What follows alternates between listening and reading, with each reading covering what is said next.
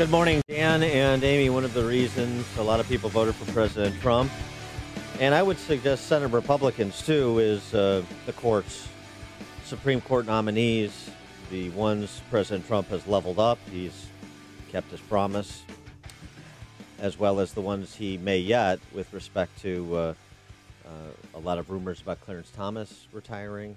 Some suggestions that Stephen Breyer doesn't want to be taken out of the court feet first, that he may want to leave.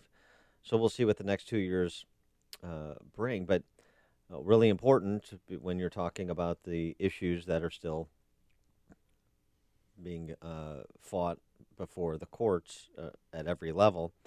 And one of the organizations that's based here in Chicago but is national in scope, that does a lot of the representation on issues of protecting life, on issues of protecting religious freedom, and there have been many over the last several years from the Obama administration forward, is the Thomas More Society, and the founder, or the president and chief counsel, I should say, Tom Brejcha, who joins us now as the Thomas More Society celebrates its 20-year anniversary today.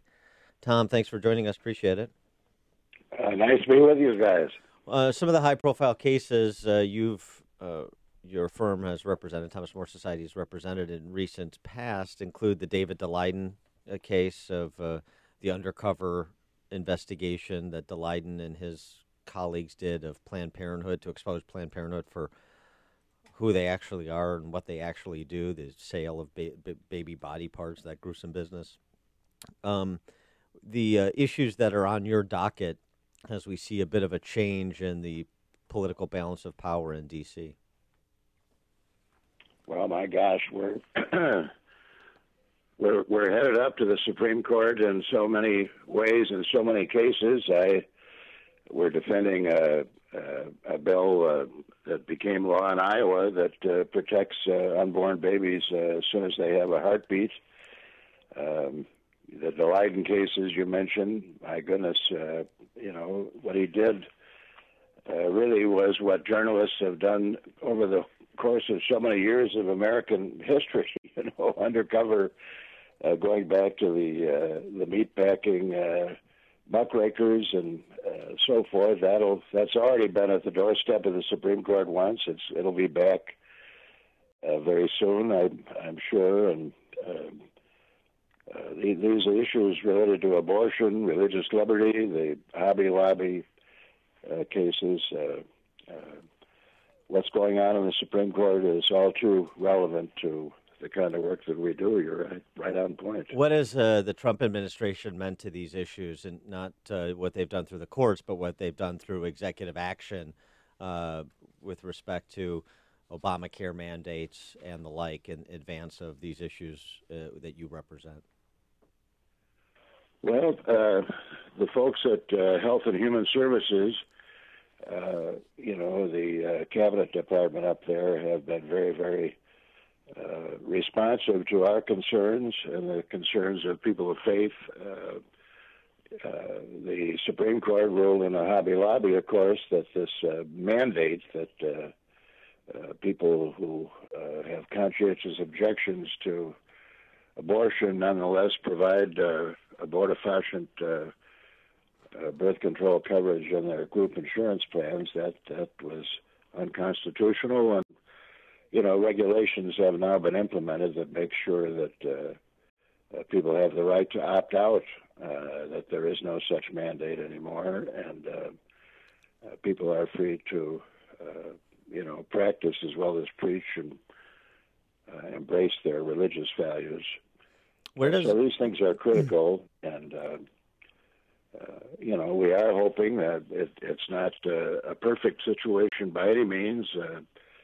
The Daleiden case has produced, congressional investigations and referrals to the Justice Department for prosecution of Planned Parenthood and other persons involved in the sale of baby body parts and in violation of federal law. And we know there's an investigation going on. We hope that some action will be taken. Yeah, and one of the members of Congress who was instrumental in those investigations, Marsha Blackburn, just got elected to the United States Senate in Tennessee, so that was interesting to see. Where do you think the jurisprudence goes when it comes to issues of religious freedom in the wake of the Masterpiece Cake Shop decision?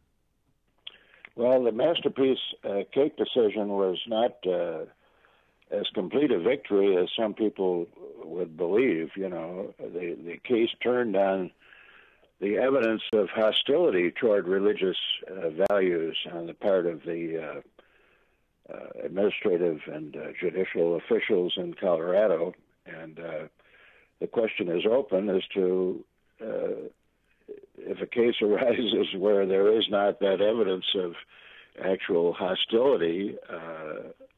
People still have the right to decline services that they feel are against their religious values. Other cases are going up to the Supreme Court, and I think that issue will be addressed and I hope resolved in favor of religious liberty. It doesn't apply to every type of service that might be rendered, only when it involves creative actions like designing a celebratory cake or a celebratory flower arrangement, or where somebody's creative, faculties must be involved. I mean, that touches very closely to thought control on the part of the government if you're mandated to support something that is against your fundamental values. So those issues are still very much alive, and it's hard to predict the outcome, actually. As a C3 public interest law firm, are you worried at all about being targeted by the powers that be, not at the federal level with Trump in the White House, and his people at Justice, but at the state level with Pritzker and Kwame Raoul? Are you worried about any efforts to undermine the work that the Thomas More Society does? Well, we're not worried, but certainly that's a distinct possibility. The efforts have been undertaken in New York and California to suppress groups that engage in work similar to our work. We're embattled in those cases. The Leiden case is an example where, what he has done is done regularly and repeatedly on Los Angeles and San Francisco television. That is undercover stings, investigations, and he's the only person in California who's been prosecuted criminally with a 15 felony criminal proceeding. So in New York, we're up against the Attorney General there, who brought down the full weight of state prosecution, civil prosecution in that case, against people who try and persuade folks not to pursue abortion and provide alternatives to them. And in Illinois, you were the representation on a long-running case against the outgoing, well, it spanned even her tenure, but outgoing Attorney General Lisa Madigan with respect to implementing a parental notification law that was passed back in the mid-'90s in this state, right? Yes, indeed. And, it was interesting that the law was passed so many years ago, and yet the Illinois Supreme Court had to implement regulations, which they just declined to do. Finally, we persuaded them to implement those regulations, and then the Attorney General, of course, still said the law was unconstitutional, so we had another 3 or 4 or 5 year battle to get parental notice established.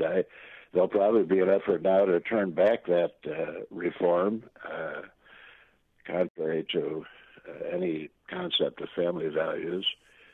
So we expect to be embattled, no question about it. He is Tom. That's why we're in business. Yeah, exactly. And we're thankful that you are in business. He is Tom Brejcha, the president and chief counsel for the Thomas More Society, located here in Chicago, but as you heard, often before the Supreme Court, tackling issues in defense of life and religious freedom across the country. Tom, thanks so much for joining us. Appreciate it. Indeed. Thanks a million, Dan. And he joined us on the Turnkey.pro answer line.